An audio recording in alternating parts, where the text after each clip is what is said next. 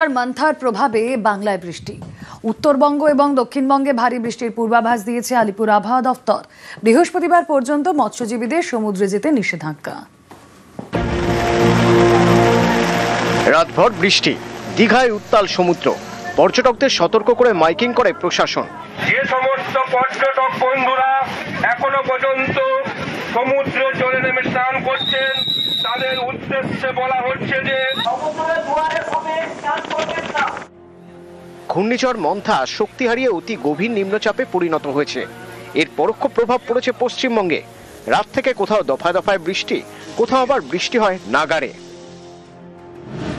আলিপুর আবহাওয়া দপ্তর জানিয়েছে, শুক্রবার পর্যন্ত দক্ষিণবঙ্গের বিভিন্ন জেলায় বিক্ষিপ্তভাবে ভারী বৃষ্টির সম্ভাবনা রয়েছে। ভারী বৃষ্টি হতে পারে উত্তর চব্বিশ পরগনা, দক্ষিণ চব্বিশ পরগনা, পূর্ব মেদিনীপুর, পশ্চিম মেদিনীপুর, ঝাড়গ্রাম, পুরুলিয়া, পূর্ব বর্ধমান, পশ্চিম বর্ধমান, বীরভূম এবং মুর্শিদাবাদে।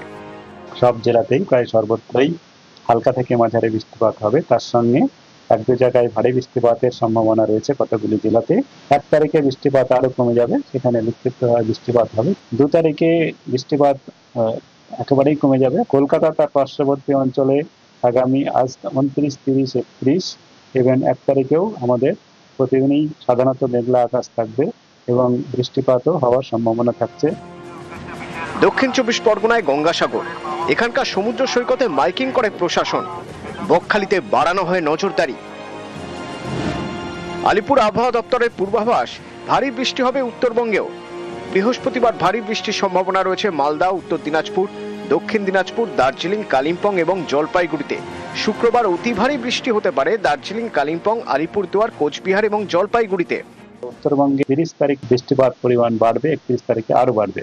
সেখানে মালদা, উত্তর দক্ষিণ দিনাজপুর, দার্জিলিং, জলপাইগুড়ি এবং কালিম্পং এইসব জেলাগুলির মধ্যে এক দু জায়গায় করে ভারী বৃষ্টিপাতের সম্ভাবনা রয়েছে। 31 তারিখে আমাদের উত্তরের 5টা জেলাতে বৃষ্টিপাত বাড়বে। সেখানে ভারী থেকে অতি ভারী বৃষ্টিপাতের সতর্কতা দেওয়া হয়েছে, আমরা কমলা সতর্কতা দিয়েছি। উত্তরবঙ্গে ভারী বৃষ্টির পূর্বাভাসে সতর্ক প্রশাসন। জলপাইগুড়িতে মূর্তি, কুর্তি এবং নেওড়া নদীর সংলগ্ন এলাকায় মাইকিং করে প্রশাসন। নিউজ 18 বাংলা। মান্থার ঝাপটায় অসময়ে বৃষ্টি। কোথাও জমিতেই নুইয়ে পড়েছে ধান গাছ, কোথাও সবজি চাষের জমিতে জল। কৃষকদের মাথায় হাত।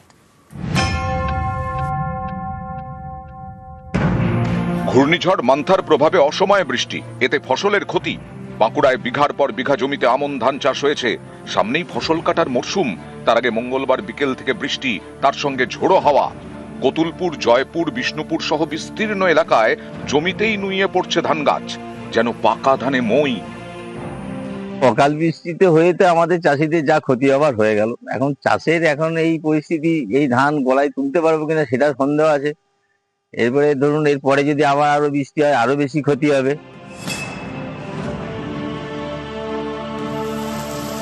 হুগলির সিঙ্গুর, এখানে কোনো জমিতে ফুলকপি, কোনো জমিতে পটল, নানান সবজি। বুধবার সকাল থেকে নাগাড়ে বৃষ্টিতে জমিতে জল। কৃষকদের আশঙ্কা এতে ফলন কমবে, এমনকি আলু চাষেও দেরি হবে। বিরাট ক্ষতি হয়ে গেছে, এত ক্ষতি হয়ে যে চিন্তা করা যাবে না।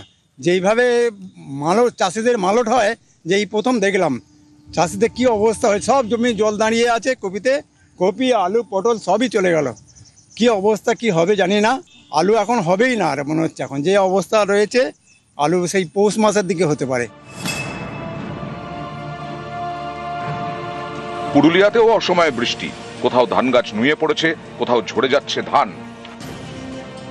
বিশেষ এই জলটা ধানের ক্ষতি আমাদের। এটা পাকা ধান মানে কি মই দেওয়া হচ্ছে, যে ধানগুলো গিরিয়ে যাচ্ছে ওগুলো তো আর হবে না, ওগুলো চপি হয়ে যাবে। এতদিন কোনো হয়েছিল না, এই বৃষ্টিটাই বহুত খারাপ হয়ে গেল।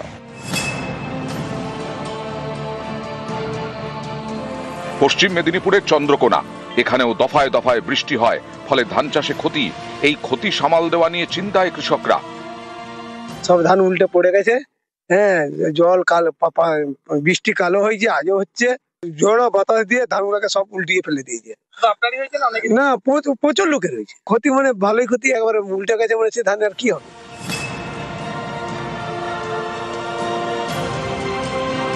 পূর্ব বর্ধমানের কালনা, এখানে অনেকেই পেঁয়াজ চাষ করেছেন।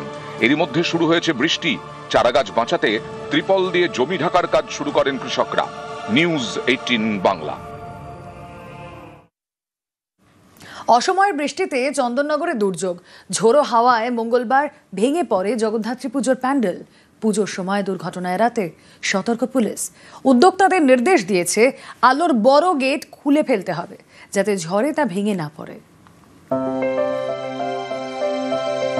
চন্দননগরে জগদ্ধাত্রী পুজো, নজর কাড়া আলো, মণ্ডপেও চমক। ঠিক এই সময় অসময়ের বৃষ্টি, সঙ্গে ঝোড়ো হাওয়া। মঙ্গলবার কানাইলাল পল্লীর মণ্ডপ ভেঙে পড়ে, আহত হন বেশ কয়েকজন। ঝড় আসার ফলে সেই ওদের যে স্ট্যান্ডে বড় যে গেটটা হয়, সেই গেটটা আচমকায় পড়ে। এই কি লাইটের গেট? লাইটের যে বড় গেট, আজ 46 বছরের পুজো, এই ইতিহাসে প্রথম আমাদের এটা হলো। 10-15 মিনিটেরই ঝড়ে এবং সেখানে চন্দননগরের কিছু গেট, লাইটের গেট পড়ে যায়। সেই কারণটা খুবই বেদনাদায়ক বা হৃদয় বিদারক, কিন্তু তা হলেও আমরা এটাকে কিছুটা করে নামিয়ে দিচ্ছি, যাতে ঝড় যদি আরো আসে বা বৃষ্টি যদি হয়, কোনো অ্যাক্সিডেন্ট যাতে না হয়। মঙ্গলবারের পর বুধবার সকালেও আলোর শহরে বৃষ্টি। দুর্যোগে দুর্ঘটনা এড়াতে সতর্ক প্রশাসন।